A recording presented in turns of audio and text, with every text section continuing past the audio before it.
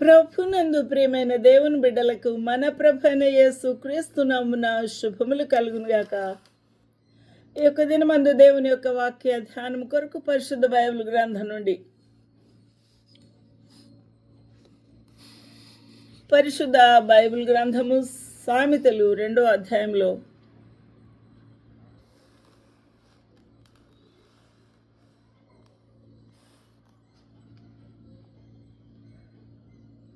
సామెతలు 2వ అధ్యాయంలో ఇలాగూ వ్రాయబడి ఉంది. 16వ వచనం.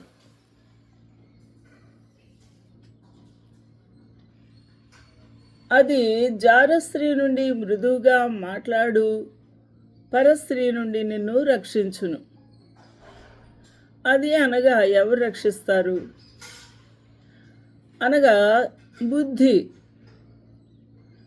లేక జ్ఞానము. జ్ఞానము నీ హృదయమున చొచ్చినప్పుడు, బుద్ధి వివేచన నువ్వు కలిగి ఉన్నప్పుడు,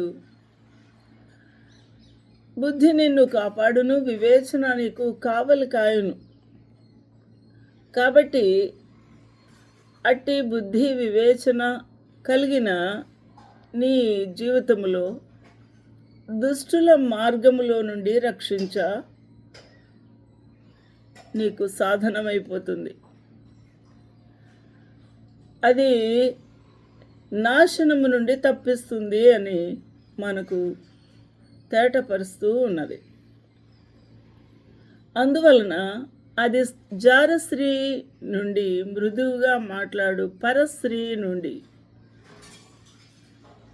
జారస్త్రీ నిత్యము కూడా మృదువుగా మాట్లాడి మోసపుచ్చి ఆకర్షించుకునే మనస్తత్వము కలిగి ఉంటుంది.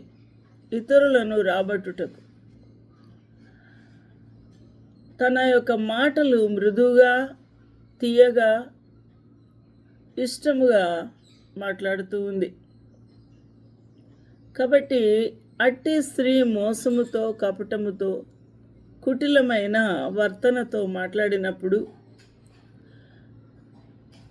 విన్న పురుషుడు లొంగిపోవుటకు కారణమవుతుంది. అలాంటప్పుడు బుద్ధి వివేచన ఆ జారస్త్రీ బారి నుండి, దాని నడక నుండి, దాని మార్గము నుండి, దాని ఉచ్చుల వలయము నుండి, దాని చేతిలో నుండి బుద్ధి నిన్ను రక్షించును.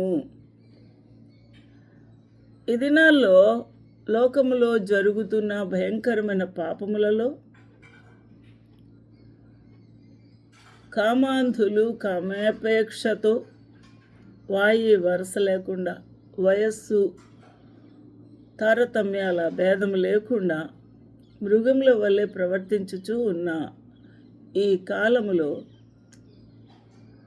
బుద్ధి వివేచన మనల్ని భద్రపరచుటకు చాలా అవసరమై ఉన్నది.